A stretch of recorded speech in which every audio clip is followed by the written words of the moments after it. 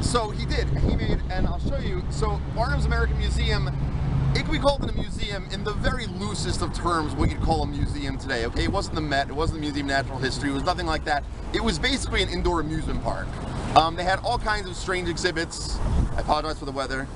All kinds of strange exhibits. There was one, in fact, one of the first real sensation he made was a woman named Joyce Heth. Anybody familiar with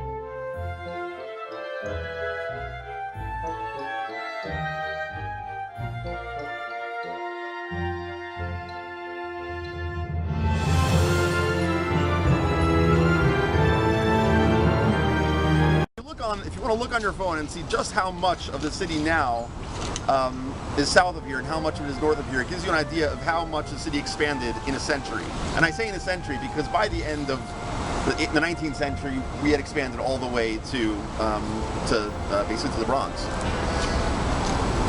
So that was one story I want to tell you. But like I said, there was one person in particular, one mayor in particular. Again, you can have a million stories about what goes on in City Hall, but there was one person in particular I wanted to tell you about. His name was Fernando Wood. He was mayor. He was first attached to Tammany Hall, which means he was a corrupt mayor, and he was. Brethren of the slave states, we have friendly relations and our common sympathy. We have not participated in the warfare upon our constitutional rights or their domestic institutions, while other portions of our state have unfortunately been imbued with the fanatical spirit which actuates a portion of the people of New England.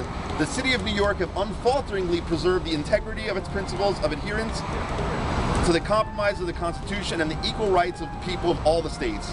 We have respected the local interests of every section, at no time oppressing, but all the while aiding in the development of the resource of the whole country. Our ships have penetrated to every clime, and so have New York capital, energy, and enterprise found their way to every state, and indeed to almost every county and town of the American Union. If we have derived sustenance from the Union, so have we in turn disseminated blessings for the common benefit of all. Therefore, New York has a right to expect and should endeavor to preserve a continuance of uninterrupted intercourse with every section. So what's he saying here? That there should be no civil war, and it wouldn't break out.